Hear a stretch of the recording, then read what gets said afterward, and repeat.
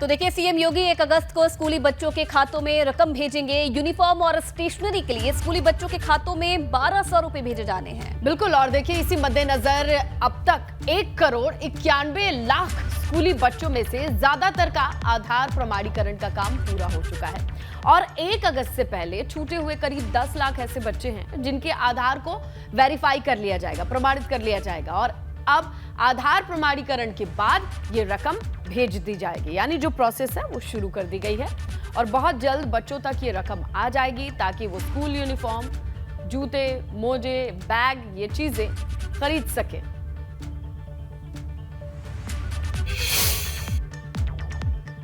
और अब बात परिषद में 75 के पराक्रम की, क्योंकि जिन 2 एमएलसी सीट पर 11 अगस्त को चुनाव होना है, उसके लिए भाजपा ने अपने अपने उम्मीदवारों के नाम का ऐलान कर दिया है। बिल्कुल। और आपको ये बताएं कि भाजपा जिन 2 उम्मीदवारों को उतारने के लिए मैदान में ला रही है, गोरखपुर तो दूसरा प्रयागराज से है। बीजेपी अगर इन सीटों को जीत लेगी तो उसकी संख्या सदन में हो जाएगी 75। मतलब जिस मुकाम पर कभी सपा और बसपा पहुंच ही नहीं पाई, बीजेपी वहां पहुंच जाएगी।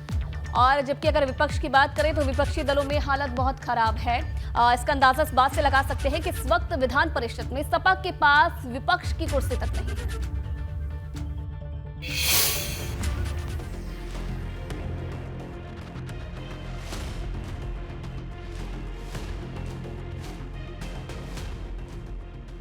तो 2022 का साल जब से शुरू हुआ तब से भाजपा का ग्राफ सिर्फ बढ़ा है।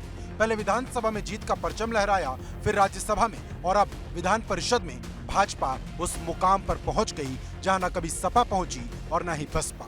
और अब उच्च सदन में भाजपा का ग्राफ और ज्यादा बढ़ने वाला है, क्योंकि जिन 2 सीट पर 11 अगस्त को उपचुनाव होना है, उसके दोनों उम्मीदवारों के नाम का ऐलान भाजपा ने कर दिया है। जहां गोरखपुर क्षेत्र के क्षेत्रीय अध्यक्ष धर्मेंद्र सिंह सेंथवार को टिकट दिया गया, वहीं प्रयागराज से आने वाली महिला मोर्चा की नेता निर्मला पासवान को मौका दिया गया है। यूपी विधान परिषद की 2 सीटों के लिए होने वाले चुनाव को लेकर भारतीय जनता पार्टी ने धर्मेंद्र सिंह सेंथवार और निर्मला पासवान के नाम पर मोहर लगा दी है। इन दोनों ही नाम को तय करते समय न सिर्फ 2024 को ध्यान में रखा गया, बल्कि जातीय और क्षेत्रीय समीकरणों को भी साधने की कोशिश की गई है। भाजपा के संख्या बल को देखते हुए इन दोनों की ही जीत लगभग तय मानी जा रही है। इन दोनों ही सीटों पर भाजपा की जीत तय मानी जा रही, जिससे भाजपा की संख्या विधान परिषद में 75 हो जाएगी, जबकि 1 दशक पहले इसी सदन में भाजपा की संख्या महज 7 थी। लेकिन आज का सच यह है कि विधान परिषद में सपा विपक्ष की कुर्सी तक गंवा चुकी है और कांग्रेस 0 पर पहुंच गई, जबकि बसपा के पास सिर्फ 1 सीट बची है। Bureau report, ABP Ganga.